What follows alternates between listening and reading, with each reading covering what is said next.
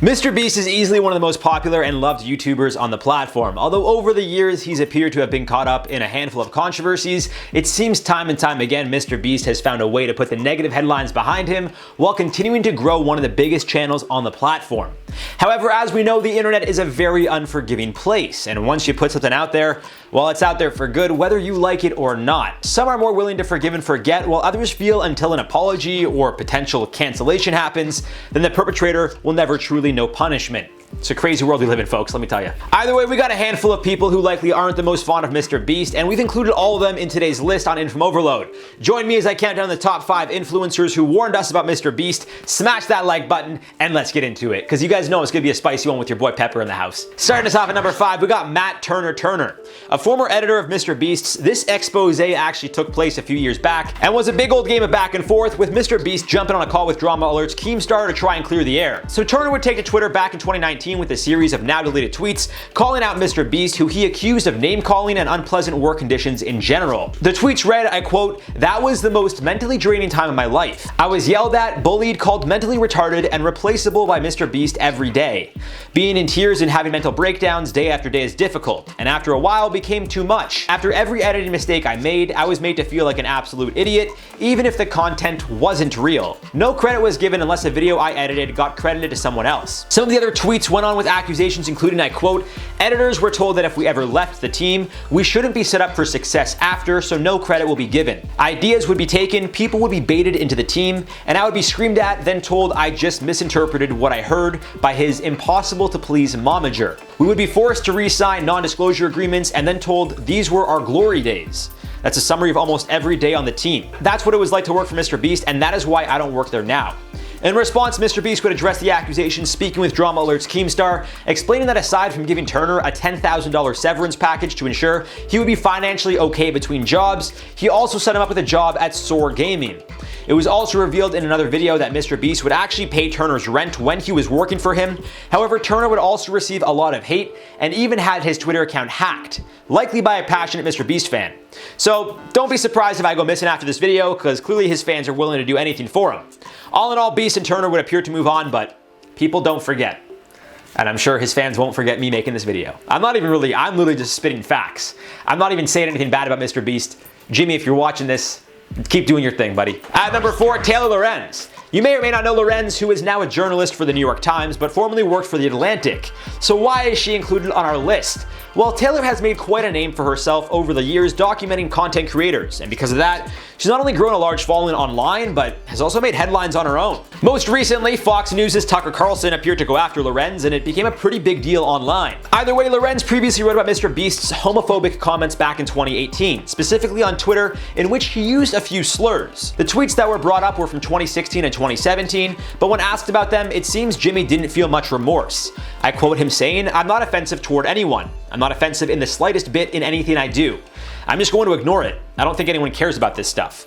As per the article, Jimmy then asked the publication if they could write a positive article about him, not including the use of his slurs, which was denied. To follow up, he asked if an email interview would be better, asking, I quote, "Wouldn't it be easier if I just filled out these answers instead of saying this?" Before wrapping up with, I quote, "I'm just a dumb kid that makes YouTube videos and I don't like doing interviews." He would then hang up the call. Clearly, Lorenz wanted to shed some light on Jimmy's more controversial past, or potentially problematic past, in which Beast didn't seem to want to speak about it, potentially because he's learned from his past, or so I would hope. Lorenz also very recently, as in yesterday at the time of this recording, wrote an article about Beast, once again highlighting his career achievements, while also mentioning his past slurs, as well as mentioning approximately 11 employees who shared negative experiences with him. Of the 11 Taylor wrote about, 4 asked to remain anonymous due to confidentiality agreements. However, it seems a more common theme working for Jimmy is that although he appears to be one way on camera, behind the scenes he could be much more harsh. As clearly shown with Turner, his former editor who broke down to tears, Jimmy clearly has a vision and is relentless until he gets what he wants.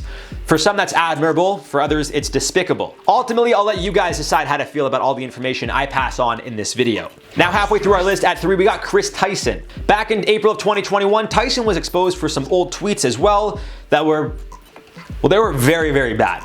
All deleted now, one of the tweets was a meme showing a police officer at a basketball court with a caption making a joke about shooting hoops at a certain time and then certain people later in the day. Another tweet read, I quote, "Between what happened at the Ariana Grande concert and what's going on in the Philippines, why the f do we even take Islam seriously?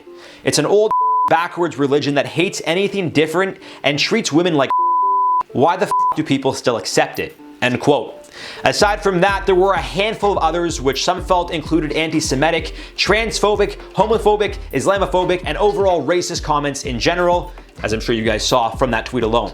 In response, Tyson would put out a few apologies, which weren't the most well received, yet as we know in the world of YouTube, specifically over time, people will forget, as they have and will likely continue doing with other YouTubers, and don't understand why.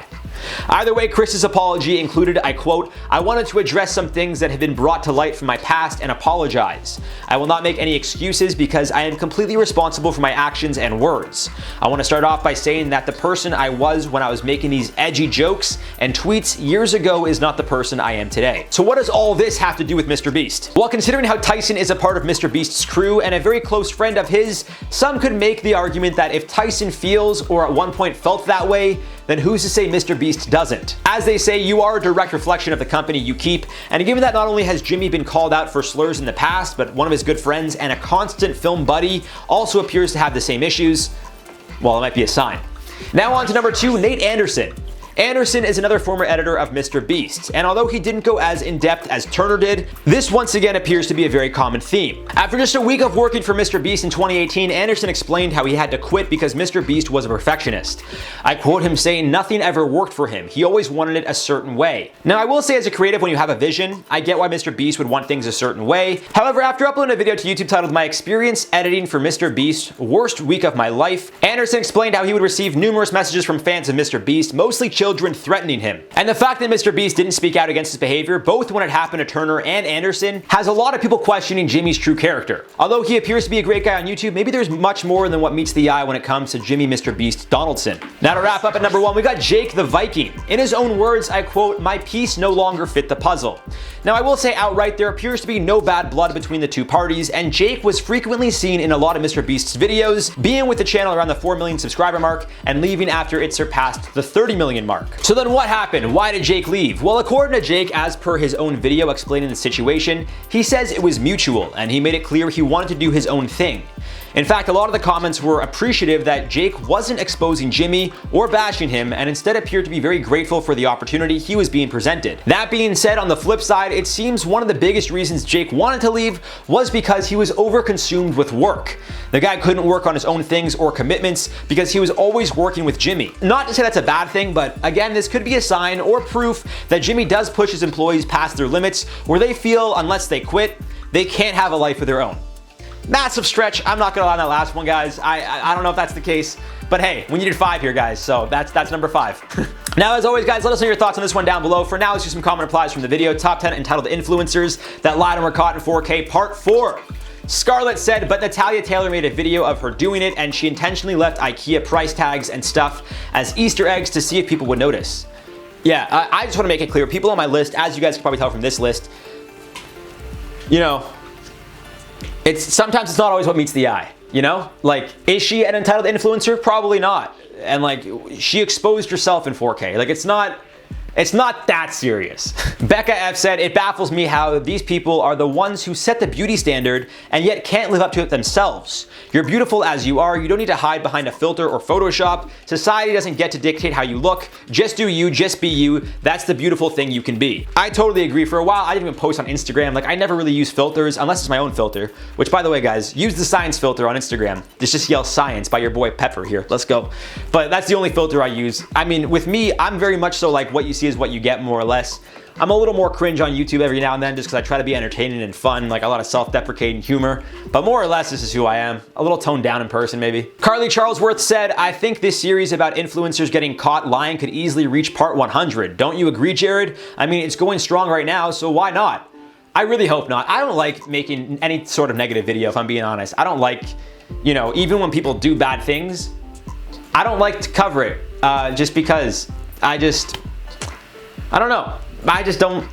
I just feel like there's a lot of negativity in the world and I just need more positive love and light. That's it. So anyways, guys, that's all for this one. I've been your host, Jared Bronstein, and we'll see you guys soon.